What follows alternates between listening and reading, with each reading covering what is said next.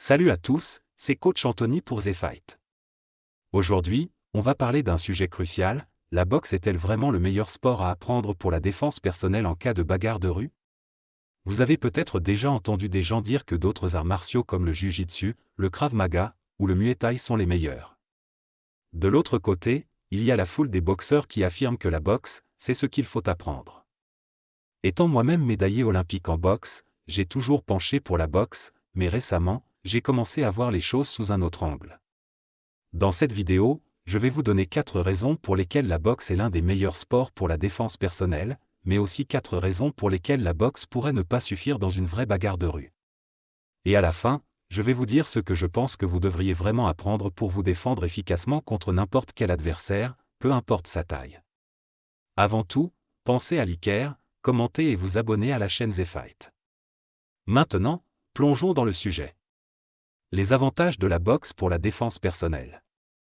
Vous pouvez terminer un combat en quelques secondes. Si vous maîtrisez la boxe, vous savez comment placer un seul coup pour finir une altercation rapidement.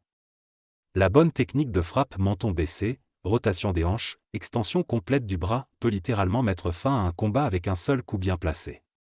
La boxe vous apprend à délivrer cette puissance instantanément. Coordination main, œil et pied. En boxe, vous développez naturellement une excellente coordination sans même y penser. Que ce soit en frappant le sac ou en visualisant les coups qui viennent vers vous, vous apprenez à réagir rapidement. Si quelqu'un vous lance un coup dans la rue, vous saurez comment l'esquiver et répliquer avec précision. Welcome to the new era of video creation with HeyGen. Simply type your script to get started. En self-défense, l'objectif n'est pas toujours de blesser sévèrement, mais de neutraliser la menace sans aller trop loin. Les autres styles de combat, si vous affrontez quelqu'un qui connaît un autre art martial, comme le kickboxing ou le jiu-jitsu, vous pourriez être en difficulté.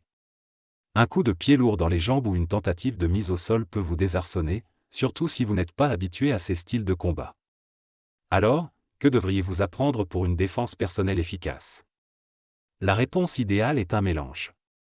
Vous devez apprendre la boxe pour la vitesse, la coordination et la puissance de frappe, mais vous devriez aussi combiner cela avec des techniques de jiu-jitsu ou de lutte pour savoir quoi faire si le combat se rapproche ou si vous êtes mis au sol. Le jiu-jitsu vous apprend à contrôler un adversaire au sol, à le neutraliser sans le blesser gravement. Mais avant tout, vous devez savoir donner des coups de poing efficaces.